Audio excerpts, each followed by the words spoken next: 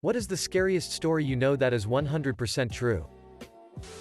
I would call it creepy more than scary. But my mom's friend had a small house and lived alone. She noticed weird things. A batch of soup depleting faster than usual. Missing eggs. Damp towels in the hamper when she hadn't used any. Extra dishes in the dishwasher. Etc. This went on for months. She thought she was just being forgetful. One day she heard some thumping around in her attic and went to investigate. She found some makeshift living quarters. Small radio. Hot plate. Sleeping bag. Pillow. Food wrappers. Etc. She called the cops who came to keep an eye on the place. They ended up catching a homeless man climbing a tree, trying to sneak into her attic window. He had been doing this almost daily. He would wait for her to go to work, then go downstairs and help himself to food and amenities. The funny part about this story is they got to know each other throughout the ordeal, and the guy was actually very respectful.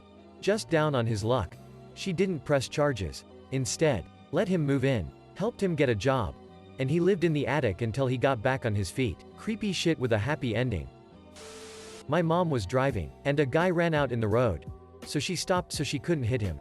It was nighttime, so it was pretty dark out. And 3 other men emerged from the forest around, all trying to use the door handles of her car to get in. She locked them luckily, and gassed it to the nearest town. Remember to always lock your car after you start it. Because if it wasn't unlocked, who knows what would have happened to her. Nishabur train disaster is something that reminds me how death can come at any moment. A train with 51 wagons of sulfur, fertilizer, petrol and cotton wool somehow broke loose and rolled down the track about 20 kilometers until it derailed in the town of Qayyam, Iran. There were no humans on board. Chemical leaks ensued and authorities tried to extinguish whatever fires broke out. At one point, the whole thing explodes. And it really explodes. The whole town of Qayyam is literally demolished. 3 nearby towns are badly damaged and it was heard 70 kilometers away. The wreckage continued to explode for several days after. Around 300 people died and more than that injured. An earthquake of 3.6 on Richter scale was produced. The 1904 Cincinnati Privy disaster. In 1904, 9 schoolgirls drowned in an outhouse after the floor collapsed. They literally drowned in human waste. My friend's boss bought an Audi A4 convertible. Back when they were new and interesting. One of the talking points was the pop-up roll hoops that were hidden unless you rolled it. A few months after buying it, he got to test those roll hoops out. As he lost control and skidded down a steep bank about 10 meters. Approximately 35 feet deep. The roll hoops did their job. And he survived with just cuts and scratches from the bushes he'd plowed through. The car ended up the right way up and he got out. Walked back up the bank to the side of the road. Then got on the phone to the police to report the accident. While he was standing there, a driver from a car that had seen the accident came over to speak to him. Approaching from behind, the other driver asked if he was okay. My friend's boss turned around to reply and dropped dead. His neck had been fractured, but was in one piece right up until he turned his head, when it severed his spinal cord. Various torture murders are probably the most horrific things I've read about. Junko Furuta, who was a perfectly normal girl until she was kidnapped off the street by a gang for no reason. Purely wrong place, wrong time. According to Japanese sources, and unimaginably raped and tortured to death over 44 days. Kiki Camarena, a DEA agent in Mexico who was kidnapped by the Guadalajara cartel and tortured to death over about 3 days. His story is the central focus of the show Narcos, Mexico. But from what I've read, his death was even more brutal than what they make it out to be. A detail consistent in both is that they brought in a doctor to revive him numerous times when he got too close to death, and keep him conscious so he couldn't pass out from the pain. Kelly Ann Bates, who was groomed from a young age by a scumbag who eventually killed her slowly over the course of about a month in their apartment. Her injuries were so horrific the jury at the guy's trial had to get counseling. For example, her eyes were missing and there were stab wounds in the sockets. Sylvia Likens, whose parents left her in the care of a woman who both personally and with the help of her children and their friends degraded, tortured, and killed over several months. The Hello Kitty murder in China, where a man and his about 13-year-old girlfriend kidnapped a prostitute who had supposedly stolen from him. Even though sources say she had paid him back with interest. Tortured her to death, and then stuffed her corpse into a Hello Kitty toy. Baby Brianna, a newborn whose mother, father, and uncle tortured and raped her from the second they brought her home from the hospital until the second she died. Baby P, a British toddler whose mother let her boyfriend torture him to death. His back was broken in his last days of life. Honestly. There are just so many horrifically on par with each other. You could list them all day.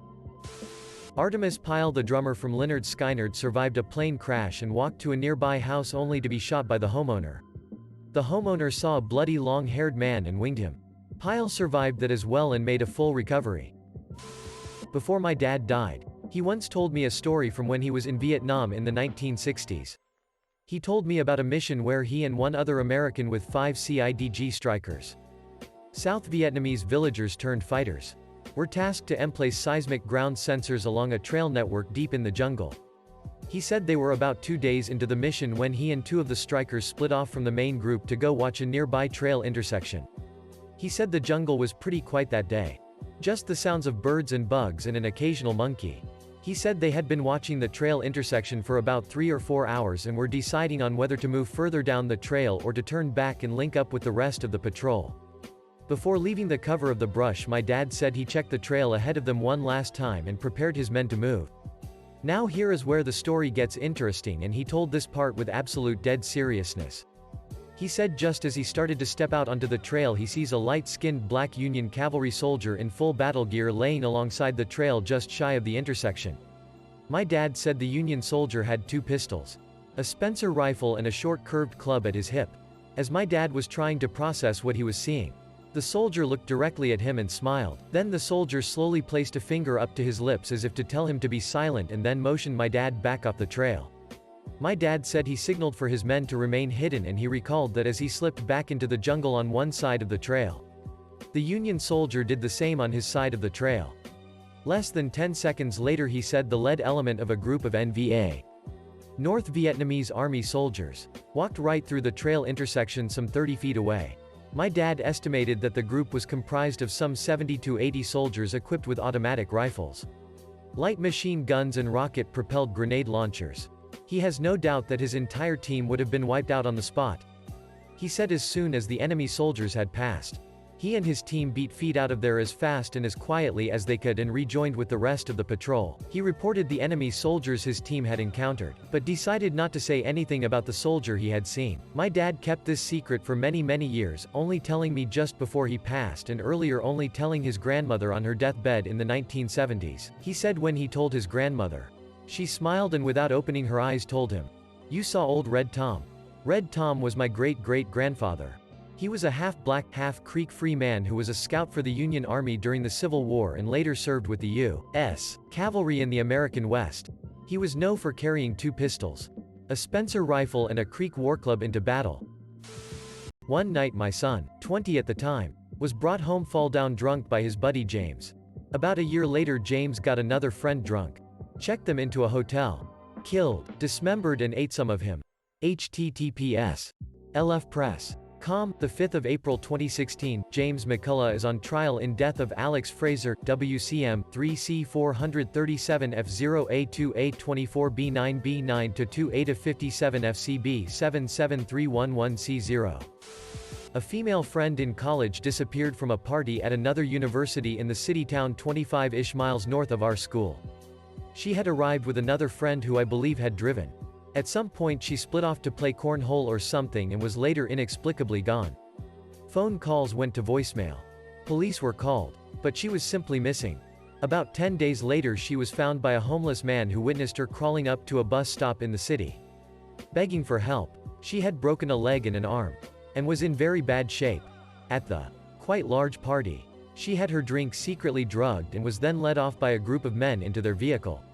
She was taken to an apartment where she was drugged, repeatedly raped, and locked in a small room in between with a bucket to use as a bathroom. At one point, after being injected with heroin and raped, she somehow managed to convince one of her captors to allow her to use the actual bathroom to clean herself up. This bathroom had a small window to the outside, and with the shower running, she managed to squeeze out and fell from the 3rd story into a large hedge bush. From there she crawled from the apartment complex to the road and bus stop, where the homeless man saw her and called police. Many cars stopped upon seeing her, making her captives unable to recapture her.